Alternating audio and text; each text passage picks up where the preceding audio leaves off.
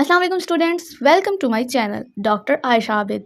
मैं हूं आपकी टीचर, मेंटोर और रिसर्च जर्नी की गाइड। आज हम बात करने जा रहे हैं what is synopsis, how to choose your research topic और कैसे लिखी जाए एक परफेक्ट रिसर्च प्लान। अगर आप भी कंफ्यूज हैं कि थीसिस कैसे शुरू करें, then this video is for you. Like करें, सब्सक्राइब ज़रूर करें और बेल आइकन भी प्रेस करें ताकि हर आने वाली वीडियो आप तक पहुंचती रहे। Let's start. What is synopsis is like your research का रोड मैप।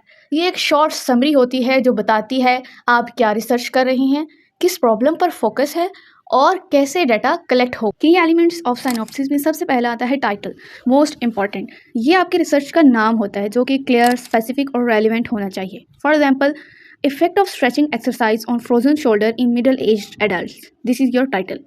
Number 2, background. यहाँ आप बताते हैं कि मसला क्यों अहम है, पहले क्या तहकीक हो चुकी है और आपकी जो क्यों ज़रूरी है। नंबर 3 में आता है कि प्रॉब्लम स्टेटमेंट। 1 या 2 लाइनों में कोई आप कोर इशू बताते हैं जो आप सॉल्व करना चाहते हैं, जैसे कि despite common use the effectiveness of dry needling in chronic back pain remain unclear, this is the problem statement. After this 4th number पे आता है ऑब्जेक्टिव, कि आपकी रिसर्च के गोल्स क्या हैं और आप क्या अचीव करना चाहते हैं, जैसे कि to evaluate the effect of dry needling on pain reduction, to compare it with conventional therapy, this is the objectives. Next आता है हाइपोथेसिस, एक साइंटिफिक अंदाज़ा आप कह सकते हो, प्रेडिक्शन होता है जो कि परफॉर्म करवाया जाता है। जैसे एग्जांपल में देखें कि dry needling significantly reduces back pain compare to standard therapy, this is your hypothesis. 6 number पे आता है methodology.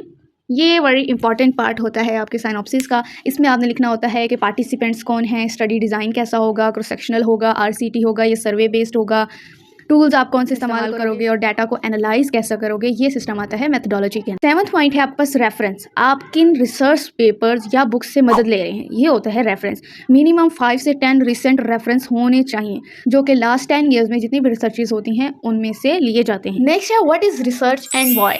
Research is not just studying, it's about finding answer scientifically.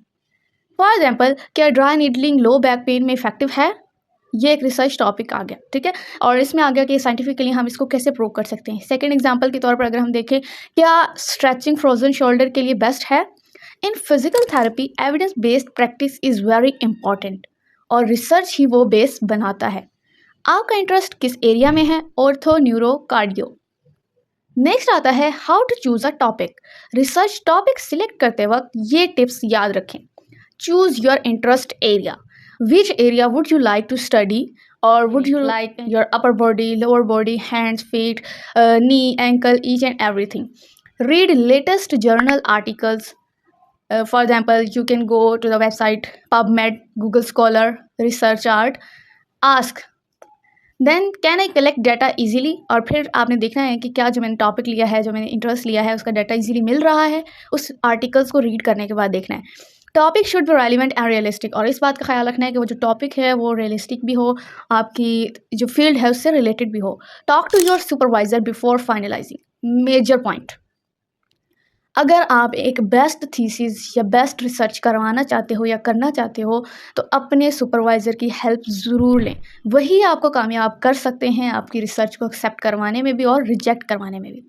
अब यहाँ पर मैं आपको एक टिप देने जा रही हूँ। क्लिनिकल एक्सपोजर से आइडियाज़ मिलते हैं, अपनी केस स्टडीज़ को एनालाइज करें, ठीक है। सो स्टूडेंट्स, अब आप रेडी हैं अपनी रिसर्च जर्नल स्टार्ट करने के लिए। अगर कोई क्वेश्चन हो, feel free to comment. Video पसंद आई हो तो लाइक करें और चैनल सब्सक्राइब करना